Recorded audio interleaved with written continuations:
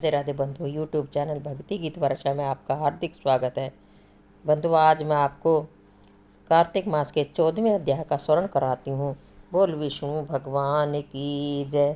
13वें अध्याय तक की कथाओं को भक्ति भाव पूर्वक सुनने के बाद महाराज पृथु ने राजा ने नारद जी से निवेदन किया, हे देव ऋषि, आप सर्वज्ञाता हैं और मैं अज्ञानी हूँ। अब आप कृपा करके संतान वृद्धि तथा सुख संपत्ति देने वाली महाविद्या, महामाया, महामेघा, महासमृति, महामोहा, महादेवी, महाईश्वरी तथा स्वर ईश्वरी अहोई देवी की उत्पत्ति तथा उसका व्रत कब और कैसे किया जाता है, इसके बारे में हमें विस्तार पूर्वक बतलाइए। महाराज पृथु द्वारा इस प्रकार प्रार्थना किए जाने पर नारद जी एक प्राचीन कथा सुनाते हुए बोले, हे राजन, एक समय कलिकाल में बड़ा भारी दुर्भिक्ष पड़ा। भीषण अकाल और महामारी फैलने से अनेक व्यक्तियों की अकाल मृत्यु हुई। तब सब लोग इस विपत्ति से छुटकारा पाने का उपाय सोचने लगे। अंत में निश्चय करके कार्तिक कृष्ण सप्तमी को सबने व्रत रखा। व्रत के प्रभाव से सायंकाल चामुंडा देवी हाथ में नर मुंड लिए प्रकट होकर कहने लगी, मैं रुद्र सहित विहार करने के लिए यहाँ आई हूँ, परंतु समस्त संसार में पाप छाया हुआ है। ब्राह्मण वेदहीन, क्षत्रिय सामर्थ्यहीन तथा वैश्य और शूद्र धर्महीन हो गए हैं। स्त्रियों में पतिव्रत धर्म छोड़ दिया है, इसलिए सभी लोगों को अहोई का व्रत करना चाहिए।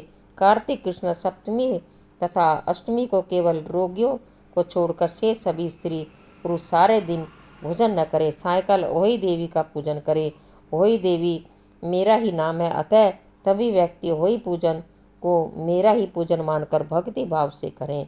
अहोई अष्टमी पूजन का विधान बताते हुए चामुंडा देवी ने कहा, सभी व्यक्ति अपने घर को गोबर और मिट्टी से लीपकर साफ करें।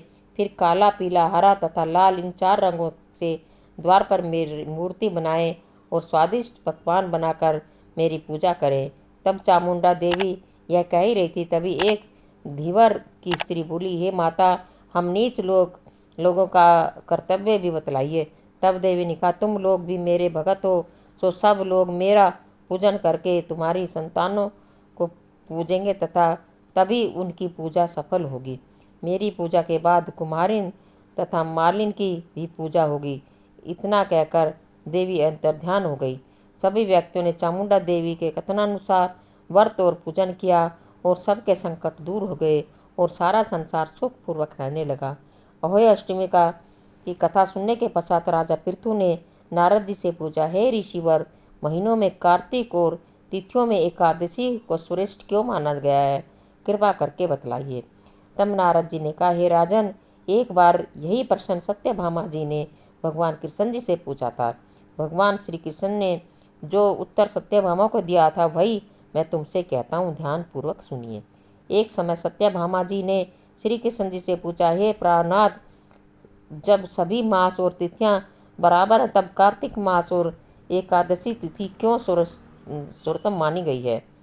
तब श्री कृष्ण जी ने कहा, हे प्रिय, शंख नामक एक दैत्य समुद्र का पुत्र था। वह दैत्य इतना बलवान था कि उसने इंद्रादि देवताओं को स्वर्ग से निकालकर उनका स्थान स्वयं ले लिया। सब देवता उससे भयभीत होकर अपने बाल बच्चों सहित पर्वतों की कंदराओं में चले गए। वह दैत्य सोचने लगा कि मैंने देवताओं का स्थान तो ले लिया, लेकिन वे जीते नहीं गए हैं।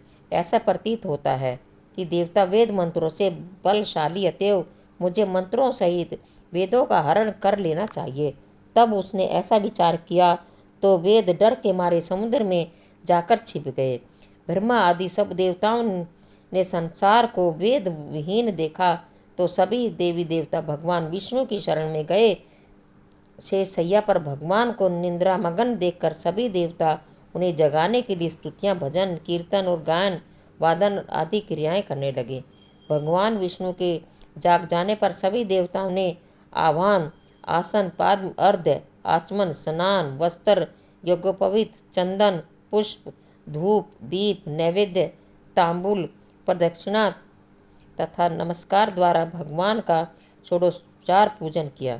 तब विष्णु भगवान प्रसन्न होकर देवताओं से कहने लगे, हे देवताओं, मैं तुमसे प्रसन्न हूँ, अतएव शंख आदि दैत्यों को मारकर मैं चारों वेदों को शीघ्र ही लाऊंगा। परंतु आज से वेद बीज मंत्रों सहित कार्तिक मास में जल में निवास करेंगे। अतएव कार्तिक के महीने में जो कोई जल में स्नान करेगा उसको यज्ञ करने के समान फल प्राप्त होगा और उसके समस्त विघ्न दूर हो जाएंगे। हे देवताओं, आज एकादशी के दिन आप सबने मुझे जगाया है, इसलिए सब तिथियों में एकादशी की मान्यता अधिक होगी, परंतु कार्तिक तथा एकादशी को व्रत मुझे अत्यंत प्रिय है।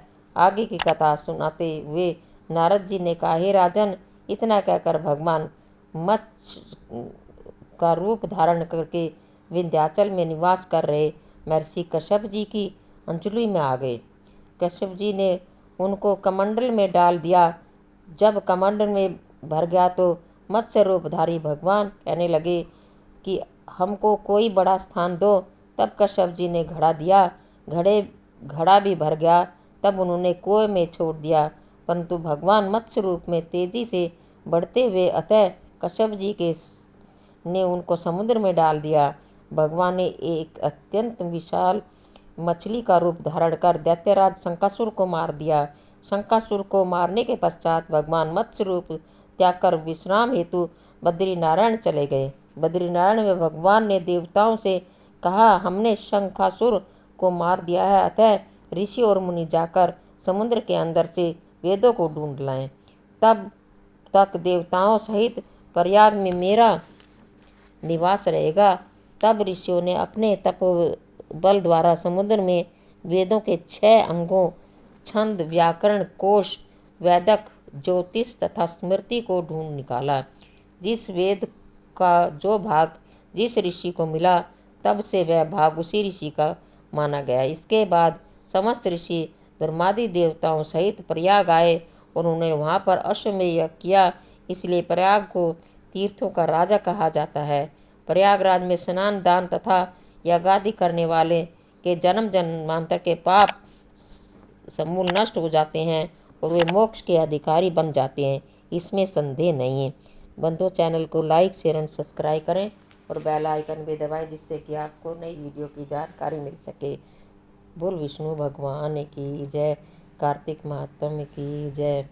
श्रीमन नारायण नारायण नारायण, भजमन नारायण नारायण नारायण, लक्ष्मी नारायण नारायण नारायण, लक्ष्मी नारायण नारायण नारायण, श्रीमन नारायण नारायण नारायण, भजमन नारायण नारायण नारायण, बद्री नारायण नारायण नारायण, बद्री नारायण नारायण नारायण, श्रीमन नारायण नारायण नारायण, भजमन नारायण नारायण नारायण।